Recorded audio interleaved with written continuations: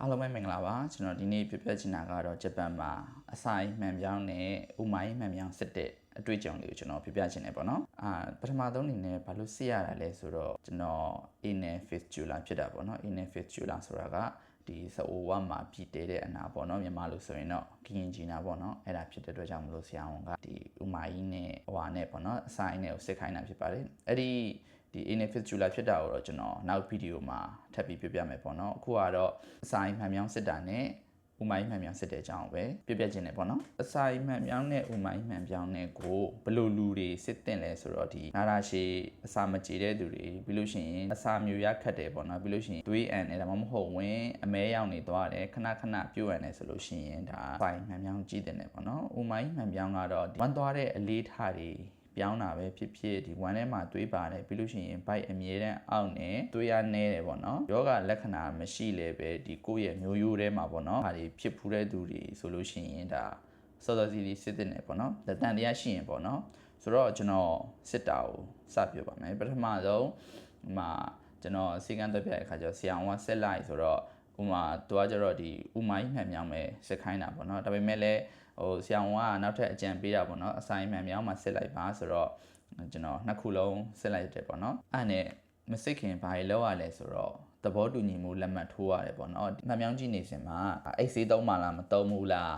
ပေါ့နော်ပြီးလို့ရှိရင်ဒီဥမာကြီးစစ်ဆေးနေခြင်းအတွင်းမှာဒီဖြစ်နိုင်တဲ့ဘေးထွက်ဆိုးကျိုးတွေပေါ့နော်ဒါပေမဲ့လည်းပါစံအရန်နေပါတယ်သူလှုပ်ထုံးလုပ်နေရလက်မှတ်ထိုးရတယ်ပေါ့နော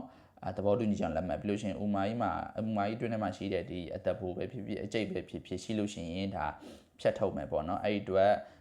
သွေးတွေပါထွက်ခဲ့လို့ရှိရင်သွေးမတိတ်လို့ရှိရင်ဆေးရုံတက်မယ်ပေါ့နော်အဲ့လိုမျိုးအဆင့်နေရကစားသူတို့ဒီသဘောတူညီမှုလက်မှတ်ထိုးရတယ်ကွယ်အဲ့လိုထိုးပြီးတဲ့အဲ့ဒါပြီးတဲ့ခါကျတော့ဒီအစာရင်အတွက်ကကျတော့ဒီဖီလိုဒီလာပါတော့အစာရင်ပိုးရှိမရှိပေါ့နော်အဲ့ဒါကိုလည်းစစ်ခိုင်းတယ်ပေါ့နော်ကျွန်တော်အဲ့ဒါပါတခါတည်းစစ်မယ်ဆိုပြီးတော့လက်မှတ်ထိုးလိုက်တယ်ပေါ့နော်ပြီးလို့ရှိရင်ကျတော့ကျွန်တော်ကိုဒီသွေးစစ်တယ်ပေါ့နော်ဒီမစစ်ခင်ပါပေါ့နော်သူတို့လည်းစိတ်ချစစ်တဲ့သူတွေလည်းစိတ်ချအောင်ပေါ့နော်ဒီသွေးစစ်တယ်ဘာလို့ဆိုတော့ကို့မှာ HIV ရဖြစ်ဖြစ်ဂျန်နဲ့အသေးအောင်တော့ ABC ဘာညာကွိကွာပေါ့နော်အဲ့လိုပိုးတွေရှိမရှိပေါ့နော်သူတို့အဲ့လိုမျိုးစစ်တယ်လိုအပ်တဲ့ဆေးတွေပေါ့နော်ဒီမှန်မြောင်းမကြည့်ခင်လိုအပ်တဲ့ဆေးတွေပြီးရင်စားမယ်အစာတော့ပေါ့နော်အဲ့လိုမျိုးကစားပေါ့နော်ready made ထုတ်တွေကျွန်တော်ပေးလိုက်တယ်ကွာပေးလိုက်တယ်ဆိုတော့အဲ့ဒါနဲ့ရက်ချင်းကကျတော့တစ်လားလောက်ပေါ့နော်တစ်လားလောက်တော့ကြူယူလိုက်တယ်ဘာလို့ဆိုတော့ဂျားထဲမှာပိတ်ရက်တွေဘာညာကြီးခံသွားတာဆိုတဲ့အခါကျတော့သူတို့အားမဲ့ရက်ပေါ့နော်သူတို့လည်းရှိမှာကြီးမဲ့သူတွေကအများကြီးဆိုတဲ့အခါကျတော့ကိုယ့်ရက်ရောက်ဖို့အတွက်ဒါအစောဆုံးရက်ပေါ့နော်တစ်လားလောက်ကြူပြီးတော့ယူလိုက်ရတယ်မစစ်ခင်တပတ်အလိုလောက်ပေါ့နော်တပတ်အလိုလောက်ဆိုတာကကျွန်တော်တို့ဒီတောက်ကြနေလို့စစ်မယ်ဆိုလို့ရှိရင်တင်းလာနေလောက်ကတည်းကဒီအတီးရွက်အစေးအစံ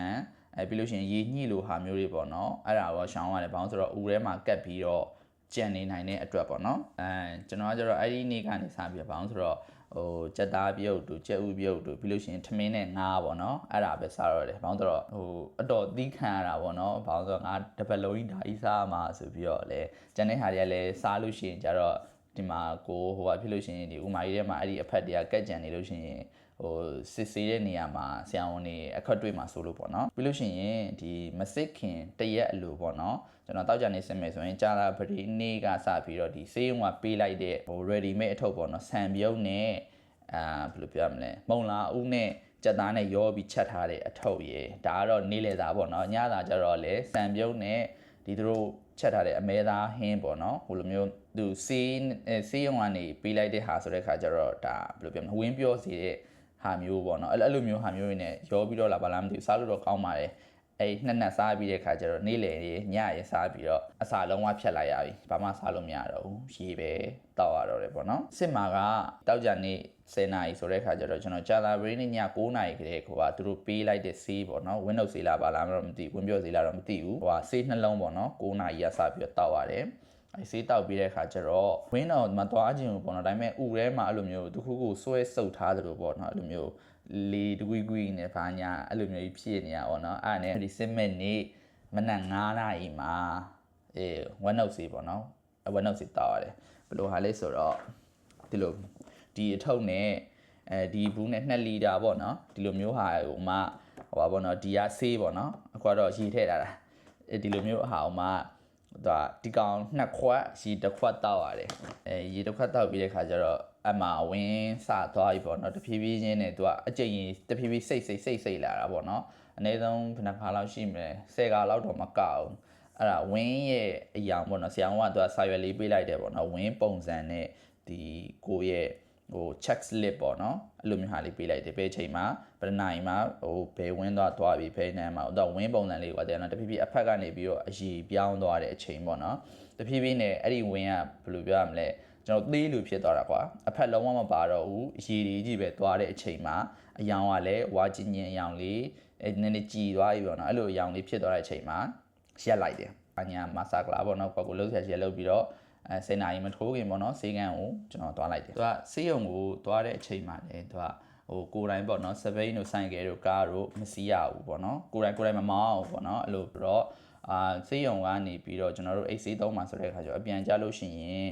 ဒီကားတို့ဆိုင်ကယ်တို့စပိန်တို့ကိုယ်တိုင်စီးလို့ရှိရင်ပေါ့နော်ကိုယ်တိုင်မောင်းလို့ရှိရင်ဒီဆေးရဲ့အချိန်ကြောင့်မလို့မူးတိုင်းမော်တိုင်းဖြစ်ပြီးတော့ညင်တိုင်းမှုဖြစ်မှာဆိုတဲ့အတွက်ကြောင့်မလို့သူကကြတော့ဒီ public transportation မဲ့သုံးခိုင်းနေပေါ့နော်ကျွန်တော်အဖော်တော့မပါဘူးတယောက်တည်းယထာစီးသွားတယ်ပြီးတော့စစ်တော့မယ်ဆိုတဲ့အခါကျတော့စီးရင်ပါညာပေးပေါ့နော်ပေးပြီးတော့ကိုယ်နာမည်ခေါ်တဲ့ချိန်မှာဆေးရုံအဝေးဝေးရတယ်ကွာဆေးရုံအဝေးဝေးရတယ်အဲ့လိုရှည်ကြီးပေါ့နော်ဟိုဟာဒီဒူလောက်ဒီရှည်အဲ့လိုမျိုးအဝေးရုံအပြာကြီးဆေးရုံအဝေးဝေးရတယ်ဝက်ပြီးတဲ့အခါကျတော့ဘောင်းမီပေါ့နော်ဘောင်းမီကတော့တစ်ခါလုံးဘောင်းမီပဲအနက်ရောင်လေးဝက်တော့ကျတော့ဘယ်လိုပြောဖင်မှာအပေါက်ပါတယ်ကွာဘယ်လိုဟိုမှန်မြောင်းကြည့်မှာတော့ဖင်နဲ့ထိုးတယ်မှာဆိုတဲ့ခါကျတော့ဖင်မှာအပေါက်ပါတယ်ဘောင်းမီလေးဝက်ပြီးတော့စောင့်ရတယ်ပေါ့နော်စောင့်ပြီးတဲ့ခါကျတော့ကျွန်တော်ခေါ်သွားတယ်ဘာလုံးဆိုတော့ကျွန်တော်ပုံဝင်တဲ့ extra sound ရတယ်လို့ပဲအဲ့ဒီအခန်းထဲကိုအရင်ခေါ်သွားပြီးတော့ကျွန်တော်အတွင်းထဲမှာပေါ့နော်ဘာညာရှိမရှိသူတို့စစ်ကြတယ်ပေါ့နော်အဲ့ဒါတော့ကျွန်တော်နားမလဲသူတို့လှုပ်ထုံးလုံနေရပေါ့နော်အဲ့လိုစစ်တယ်ဟိုပါပေါ့နော်မှန်မြောင်းမကြည့်ခင်သူတို့အိတ်ဆေးသွင်းဖို့အတွက်ဒီအကျော်တွေကိုသူအကြီးရင်ထိုးထည့်လိုက်တယ်ထိုးထည့်ပြီးတော့ဆေးကိုခဏပိတ်ထားလိုက်တယ်ပေါ့နော်အဲ့လိုအတန်လိုင်းနဲ့နေရတာပြီးလို့ရှိရင်ကျွန်တော်ကပေါ့နော်အဆိုင်မှန်မြောင်းလေးကြည့်မှာဆိုတဲ့အတွက်ကြောင့်မလို့ဒီသူတို့အဆိုင်မှန်မြောင်းဘယ်ကကြည့်မလဲနှာခေါင်းကြည့်ရဆိုတော့နှာခေါင်းနဲ့ကိုထုံဆေးပေါ့နော်အဲ့လိုဖြန်းတဲ့ဟာလေးရှိရွှေ့လို့ဖြန်းလိုက်တော့မှုန်တက်သွားတာအဲ့ဒီချိန်မှာအဲ့ဒါပြီးတဲ့ခါကျတော့ဒီဆေးပေါ့နော်အဆိုင်မှန်မြောင်းကြည့်တယ်မှာဟိုသူ gas တွေပါမထွက်အောင်လို့တော့မသိဘူးအဲ့ဆေးရည်လေးရှိရနည်းနည်းလေးတောက်လိုက်တယ်ကွက်ဆိုဟိုသွားလိုက်ဆေးတစ်ဖုံးသားလောက်ပေါ့ရှိရမှာပေါ့အဲ့လိုမျိုးလေးကွက်တောက်လိုက်တယ်တောက်ပြီးတဲ့ခါကျတော့အဲ့လိုလေ့ကျင့်တဲ့သလိုဘာညာဖြစ်ပြီးတော့အဲ့နဲ့ဟိုဘက်ကရင်မော်ကိုသွားတော့တာပေါ့နော်သူကဟိုကြည့်တော့မှာဆိုတဲ့အခါကျတော့အဲ့ဒီမှာဆရာဝန်အုပ်လိုက်ကြီးရှိတယ်ကွာပေါင်းတော့ဟိုကနှစ်ခုလုံးတပြိုင်တည်းကြည့်မှာဆိုတဲ့အခါကျတော့ဘေးကိုဘေးမှာ5 6ယောက်ပေါ့ဝိုင်းနေတာအဲ့နဲ့ဟိုခွေးပေးမှာပေါ့နော်ဟိုသူတို့ကအဲ့လိုသူတို့ဂျပန်လိုပေါ့နော်ရော်ရရှိကိုနေကရှိမှာပါညာအုပ်လိုက်ကြီးဝိုင်းអော်တာကိုလည်းကြောင်းတောင်လေးနဲ့အဲ့နဲ့တစ်ဖက်ဆောင်လေးအိတ်ဆိုတော့သူတို့အိတ်ခိုင်းလိုက်တယ်ပေါ့နော်အိတ်ပြီးတော့ကွေးလေးအိတ်ရတာပါအိတ်ပြီးတော့ကိုအိတ်ဆေးလွှတ်လိုက်တာဒီမှာသူတို့ရဲ့ဟိုဆေးတွေပါထိုးပြီးတဲ့ခါကျတော့အိတ်ဆေးလွှတ်လိုက်တဲ့ခါကျတော့အမှအိမ်မက်လိုဘာလိုပဲကွာဒီလားဟိုနာကျင်တာလုံးဝမရှိဘူးအိတ်တော့နိုးတော့အခြေအနေပေါ့နော်ကိုယ့်ရဲ့ဒီထဲကိုတွင်းတာလည်းသိတယ်ဖင်ထဲကိုတွင်းနေပြီးတော့အဆိုင်ထဲမှာလည်းသူတို့လှောက်ရှားနေရတော့သိတယ်ဒါပေမဲ့ဟိုအိတ်တူကနိုးတူအခြေအနေငါအိမ်မက်မက်နေရလားပါလားပေါ့နော်အဲ့လိုအခြေအနေကနေတမတစ်စင်အကုန်လဲပြီးတဲ့အခါကျတော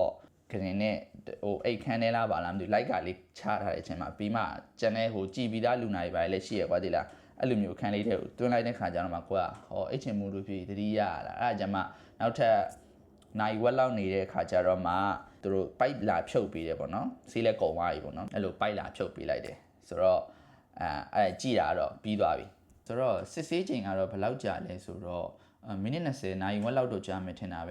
ဲဘာလို့ဆိုကျွန်တော်10နာရီကသွားတယ်ပြီးလို့ရှိရင်17ခွဲလောက်မှာပြီးသွားတယ်ဆိုတော့17ခွဲလောက်မှာပြီးရဆိုတော့ကိုနားချိန်နဲ့ပေါ့နော်ဆေးအချိန်နဲ့နားနေတဲ့အချိန်မှာအဲ့လိုမျိုးနည်းနည်းကြာသွားတာပေါ့နော်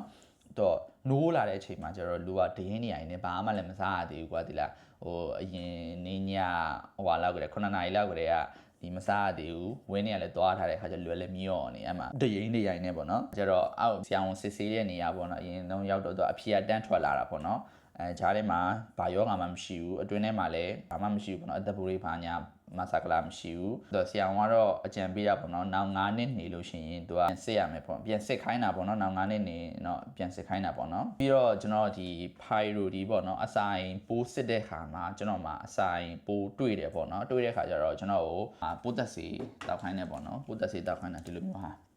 ကိုကမကုံသေးဘူးကိုကတောက်နေစေပဲတပတ်တောက်ရမှာပေါ့နော်ဟိုကဒီနေ့ကိုမနက်6လုံး ည6လုံးပေါ့ဒီနေ့12လုံးတောက်ရတယ်တပတ်စာမပြတ်မကွက်တောက်ရတာဖြစ်ပါတယ်အဲ့တောက်ပြီးတော့နောက်တစ်လလောက်နေမှပြန်ပြီးတော့ဒီပိုးရှင်းမရှိပြန်စစ်ရမှာပေါ့နော်တွေ့ကြုံတော့ထားပါပဲကုန်ကြစည်းရိတ်ပေါ့နော်ကုန်ကြစည်းနဲ့ပတ်သက်လို့ဘယ်လောက်ကုန်လဲဆိုတော့ကျွန်တော်ဒီမစစ်ခင်ပေါ့နော်မစစ်ခင်ဒီဆေးဘာတွေဝယ်တာအဲ့လိုမျိုးခုနကပြောတဲ့ဒီတက်စာရဲ့အဲ့လိုဒီ Windows ဆေးပေါ့နော် Windows ဆေးဘာညာအဲ့လိုမျိုးအထုပ်ကြီးလိုက်ကြီးဝယ်တာနဲ့ပတ်သက်လို့ကတော့9500ပေါ့နော်အဲ့ပတ်ချာပဲကုန်တယ်ဘာလို့ဆိုကျွန်တော်မှာကကျက်မိုင်အာမကန်ရှိရပေါ့နော်ပြီးလို့ရှိရင်ဒီကျွန်တော်စစ်တာပေါ့နော်စစ်တာနှစ်ခုလုံးပေါ့နော်အစာအိမ်နဲ့ဟိုဟာနဲ့စစ်တဲ့ခါကျတော့ဟိုအသားစားတွေပါညာယူလို့ရှိရင်တော့သူတို့ပူကုန်မယ်ပေါ့နော်ဒါပေမဲ့ကိုကအဲ့လိုမျိုးအတွင်းထဲမှာဘာမှမရှိတဲ့ခါကျတော့ဘာမှမယူလိုက်ရအောင်ယူလိုက်တဲ့ခါကျတော့နှစ်ခုလုံးပေါင်းမှ12000ပေါ့နော်ရန်12000ပဲ